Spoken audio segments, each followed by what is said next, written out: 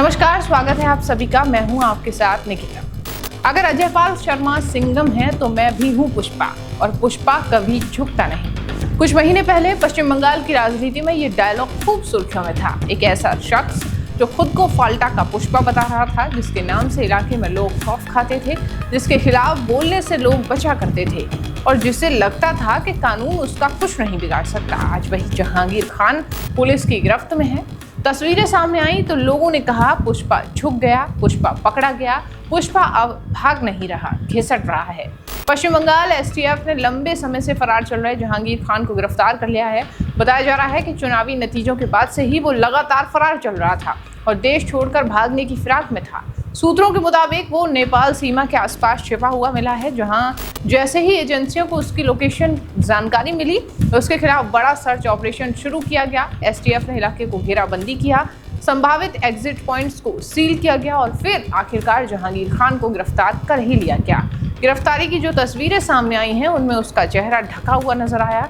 सुरक्षा घेरे के बीच उसे तेजी से वाहन तक ले जाया गया ताकि मीडिया या भीड़ के संपर्क में वो ना आ सके।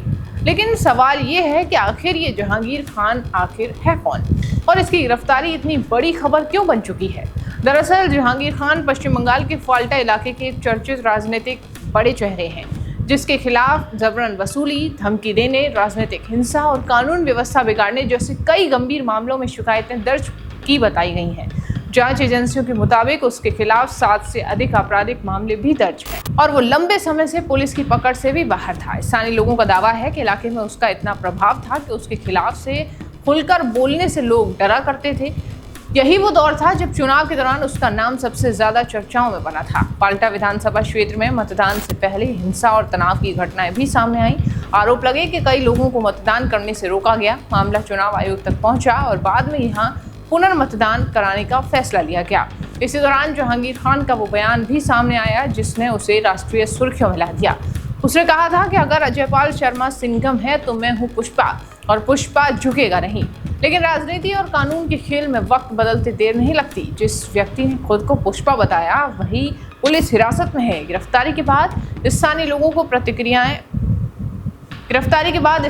की प्रतिक्रियाएं भी अब चर्चा का विषय बन गई हैं। कुछ लोगों ने मीडिया से बातचीत में कहा कि जिस व्यक्ति ने खुद को शेर समझा था वो आखिरकार कानून के सामने झुक ही गया। हालांकि ये स्थानीय लोगों की व्यक्तिगत प्रतिक्रियाएं हैं, लेकिन इससे ये जरूर साफ होता है कि इलाके में उसकी गिरफ्तारी को लेकर चर्चाएं तेज हैं। अब सबसे बड़ा सवाल ये है कि क्या पूछताछ में अब क्या क्या सामने आएगा। क्या जहांगीर खान के नेटवर्क से जुड़े नए नाम भी सामने आएंगे? क्या चुनावी हिंसा और कथित आपराधिक गतिविधियों से जुड़े मामलों में कोई बड़ा खुलासा होगा, या फिर ये गिरफ्तारी पश्चिम बंगाल की राजनीति में किसी बड़े घटनाक्रम की शुरुआत साबित होगी? फिलहाल इतना तो तय है कि जिस शख्स ने कभी कहा था कि पुष्पा झुकेगा नहीं, आज वो कानून की गिरफ्त में है और अब सबकी नज़र इस बात पर है कि पूछताछ के दौरान वो कौन कौन सी राज खोलता है। इस पूरे मामले पर आपकी क्या राय है, हमें कमेंट बॉक्स में ज़रूर लिखें। देखते रहिए खबर एक्सपर्ट। धन्यवाद।